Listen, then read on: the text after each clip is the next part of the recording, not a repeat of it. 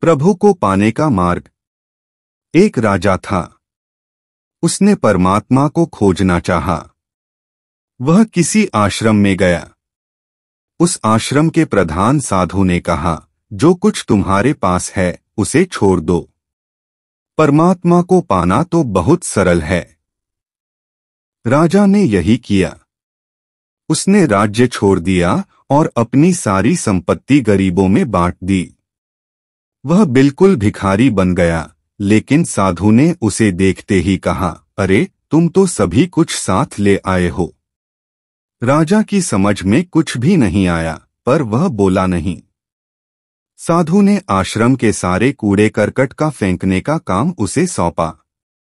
आश्रमवासियों को यह बड़ा कठोर लगा, किंतु साधु ने कहा, सत्य को पाने के लिए राजा अभी तैयार नहीं है और इसका तैयार होना तो बहुत ही जरूरी है। कुछ दिन और बीते। आश्रमवासियों ने साधु से कहा कि अब वह राजा को उस कठोर काम से छुट्टी देने के लिए उसकी परीक्षा ले लें। साधु बोला, अच्छा। अगले दिन राजा अब कचरे की टोकरी सिर पर लेकर गांव के बाहर फेंकने जा रहा था तो एक आदमी रास्ते में उससे टकरा गया। राजा बोला, आज से 15 दिन पहले तुम इतने अंधे नहीं थे। साधु को जब इसका पता चला तो उसने कहा, मैंने कहा था न कि अभी समय नहीं आया है। वह अभी वही है। कुछ दिन बाद फिर राजा से कोई राहगीर टकरा गया। इस बार राजा ने आंखें उठाकर उसे सिर्फ देखा, पर कहा कुछ भी नहीं। फिर भी आंखों ने जो भी कहना था कह ही दिया।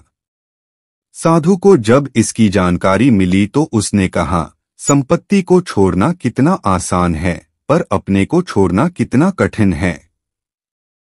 तीसरी बार फिर यही घटना हुई। इस बार राजा ने रास्ते में बिखरे कूड़े को बटोरा और आगे बढ़ गया, जैसे कुछ हुआ ही न हो। उस दिन साधु बोला, अब यह तैयार है। जो खुदी को छोड़ देता वही प्रभु को पाने का अधिकारी होता है। सत्य को पाना है तो स्वयं को छोड़ दो। मैं से बड़ा और कोई असत्य नहीं है।